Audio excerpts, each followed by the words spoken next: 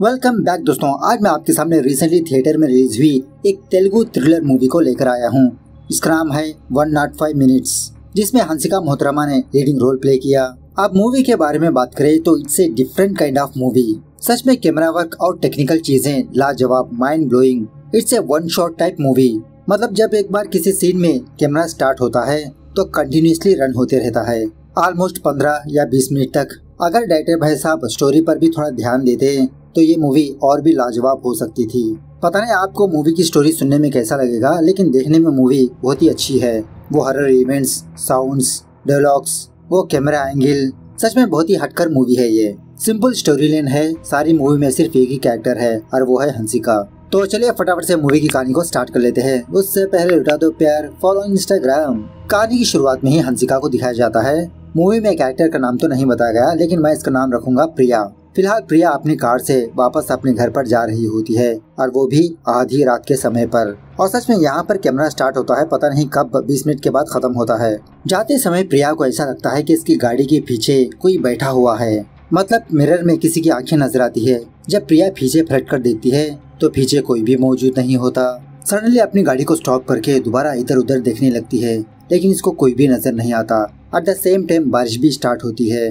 उसके बाद प्रिया अपना फोन लेकर किसी को कॉल करने लगती है, लेकिन उस बंदे का फोन नॉट रीचेबल होता है। खैर फाइनली प्रिया किसी भी तरह से अपने घर पहुंच जाती है। घर के अंदर आने पर यह दिखती है कि बारिश की वजह से घर में बिजली ही नहीं। उसके बाद प्रिया दोबारा अपना फोन लेकर किसी को कॉल करने लगती है, लेकिन दोबारा नॉट रीचेबल होता है। लेकिन सडनली थोड़ी ही देर में इस घर की बिजली वापस आ जाती है, लेकिन इसकी जात का घर में पानी नहीं आ रहा होता।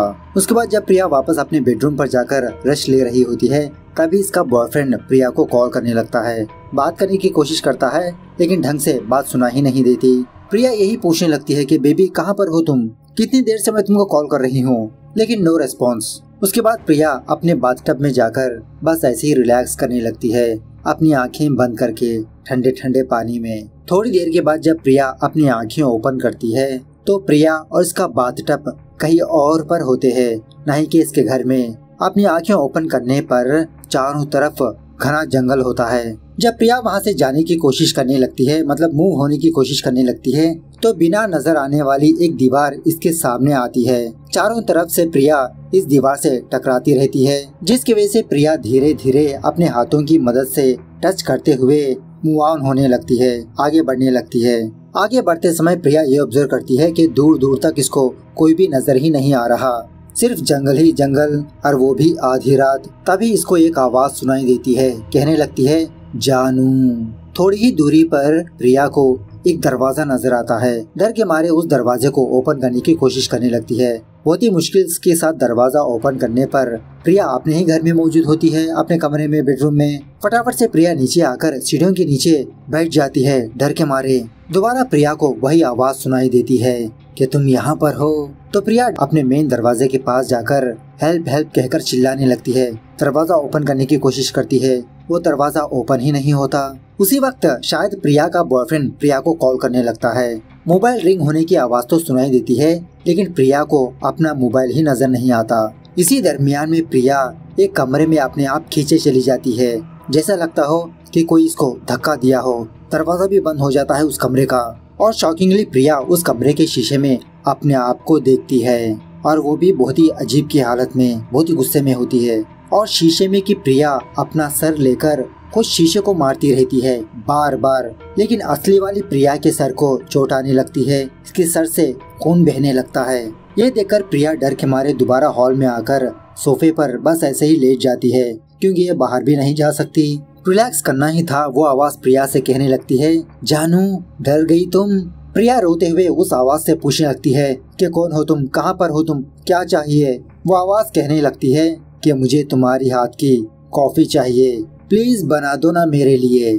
तो प्रिया उसी तरह से किचन में जाकर अपने लिए और उसके लिए, मतलब उस आवाज के लिए कॉफी बनाने लगती है। जब वो वापस लिविंग रूम में आती है तो इसका लिविंग रूम अच्छे से सजाया हुआ होता है, चारों तरफ कैंडल्स जल रही होती है। बाद में उस आवाज के कहने पर प्रिया कॉफी पीने लगती है, और वो आवाज भी कॉफी पीने लगती है। जब कैमरा इस कप के अंदर जूम इन होता है तो दूसरे सीन में हम ये देखते हैं कि प्रिया और वो कॉफी का कप वहीं पर मौजूद होता है, लेकिन इसके चारों तरफ आग लगी होती है। मतलब प्रिया का घर चारों तरफ से जल रहा होता है और शॉकिंगली प्रिया उसी जंगल में आ जाती है जो ये थोड़ी देर पहले थी। उसी जंगल के बाहर एक घर होता है, वही घर जल रहा होता है। प्रिया को कुछ भी समझ में नहीं आता। वो धीरे धीरे करते हुए वहाँ से दूर जाने लगती है।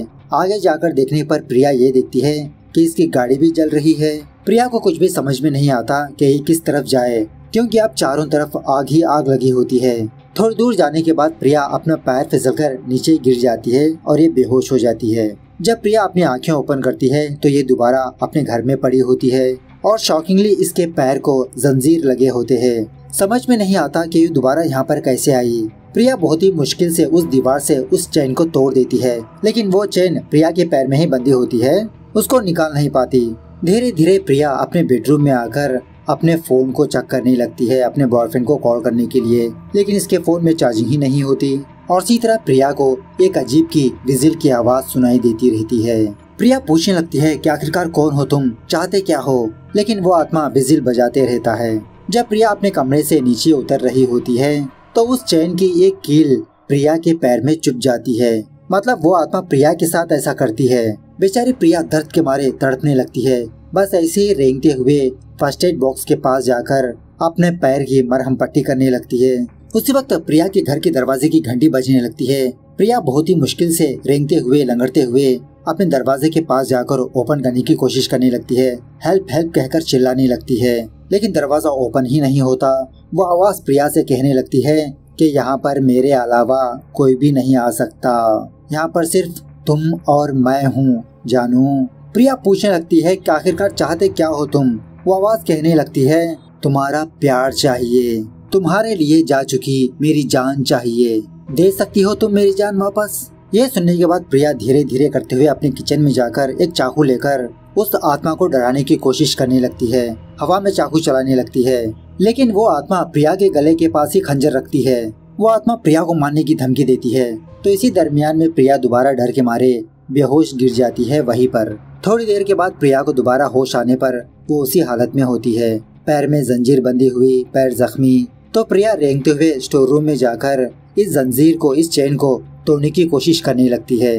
वो आवाज प्रिया से कहने लगती है उस जंजीर को तुम तोड़ नहीं सकती जानू। तो सच में प्रिया उस चेन को तोड़ नहीं पाती। उसके बाद प्रिया एक शीशे के सामने आकर अपने आप को देखने लगती है कि इसके गले के पास जख्म हुआ है उस चाकू की वजह से। उसके बाद जब कैमरा शीशे के अंदर शिफ्ट होता है तो हम ये देखते हैं कि प्रिया एक बहुत बड़े कांच के बॉक्स में बंधी पड़ी है। चारों तरफ धुआं ही धुआं है।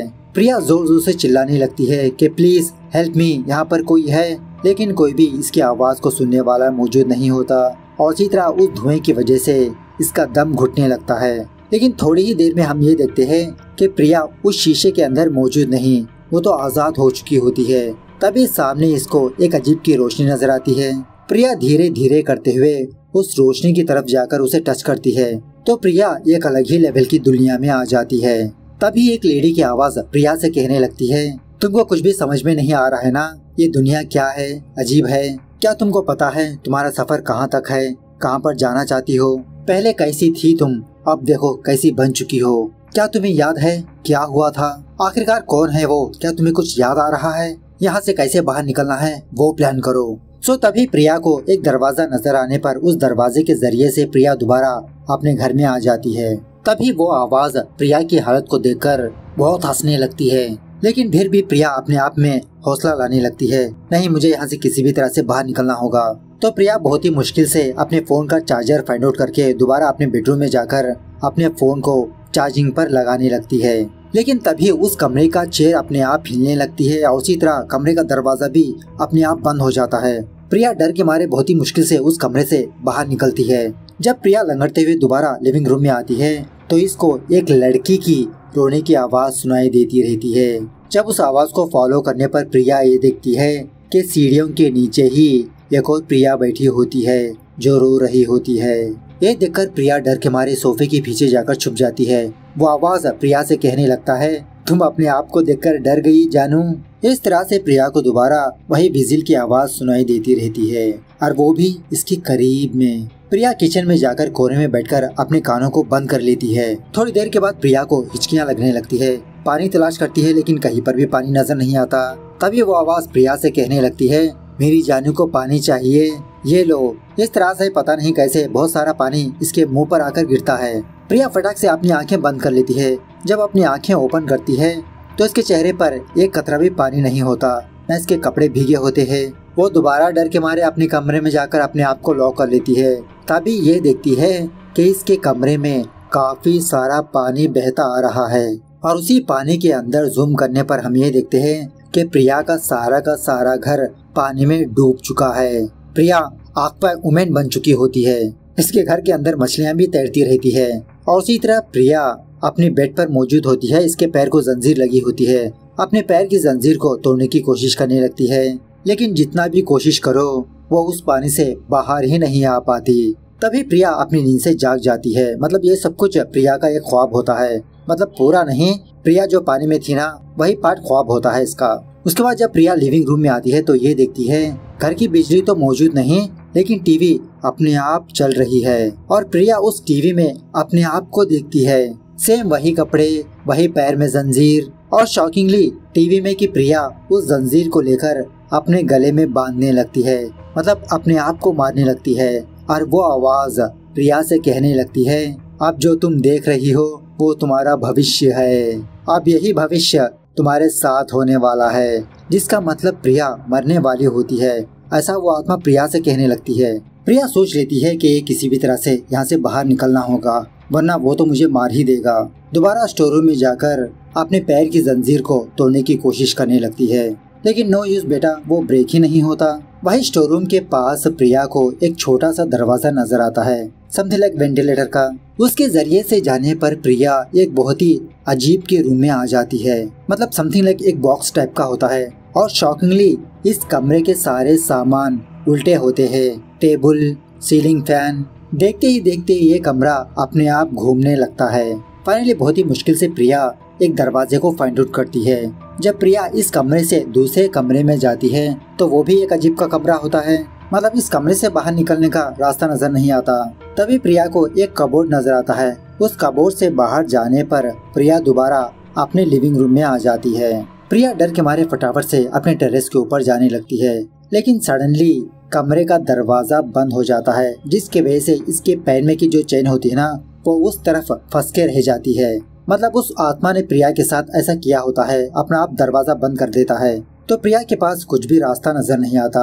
सो फाइनली प्रिया अपने पैर को तोड़ मरोड़ के उस जंजीर को निकाल लेती है। प्रिया दर्द के मारे बहुत तड़पने लगती है। इसके पैर की जो स्किन है ना, वो भी निकल जाती है। पैर की जंजीर निकालने के बाद तब जाके वो आत्मा दरवाजा ओपन करता है। वो आत्मा कहने लगती है, जानू मैं आ गया हूँ। तुमने जो मेरे साथ किया उसके बदले में ये तो बस एक छोटा सा सैंपल है। उसके बाद प्रिया डर के मारे और ऊपर जाने लगती है, जहाँ पर पानी की टंकी लगी होती है ना, उसके ऊपर। बैकग्राउंड में हमको कुछ बातें सुनाई देती है। एक्चुअली एक दिन प्रिया के बॉयफ्रेंड ने प्रिया को प्रपोज किया था कि जानू मैं तुमसे शादी करना चाहता हूँ। तो प्रिया अपने बॉयफ्रेंड के ऊपर हंसने लगती है, शादी और तुमसे? कभी तुमने अपनी शक्ल को देखी है?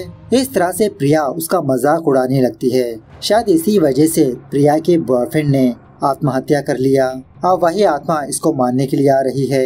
तो प्रिया सोच लेती है कि इसका बचना तो नामुमकिन है, तो उसी टेरेस के ऊपर से नीचे गिरकर आत्महत्या कर लेती है। उसके बाद सीन प्रेजेंट डे पर शिफ्ट होता है। एक्चुअली प्रिया कल रात को अपने घर पर आई थी ना, ये सारी कहानी अपने लैपटॉप में लिख रही होती है। कहने लगती है कि एक मेरी फ्रेंड के साथ ऐसे ही कुछ अजीब की दुर्घटना पेश आई थी और अपने फ्रेंड के अंदर मैंने अपने आप को सोचकर ये कहानी लिखा, किसी के साथ भी ऐसा ना हो। उसके बाद प्रिया का बॉयफ्रेंड प्रिया को कॉल करने पर उससे बात करने लगती है। तभी प्रिया वही आवाज को सुनने लगती है, ज ज ज ज जानू। यह आवाज सुनने के बाद प्रिया के तो होश ही उड़ जाते हैं। इस तरह से ये मूवी यहाँ पर दी एंड होती है। अब सिंपल से मूवी की समरी के बारे में बात करें तो प्रिया की एक फ्रेंड थी जो अपने बॉयफ्रेंड से बहुत प्यार करती थी, लेकिन उसे शादी से मना कर दिया, जिसकी वजह से शायद उस बेचारे ने आत्महत्या कर लिया और वही बंदा आत्मा बनकर प्रिया की फ्रेंड को तंग करने लगा कुछ अजीब अजीब घटनाओं के साथ। वही कहानी प्रिया अपने फ्रेंड की ही कहानी को एज ए कहानी की तरह लिखा इसने। सिंपल से it's a work of fiction. तो मिलते हैं अगले वीडियो में, तब तक take care, bye bye, see you soon.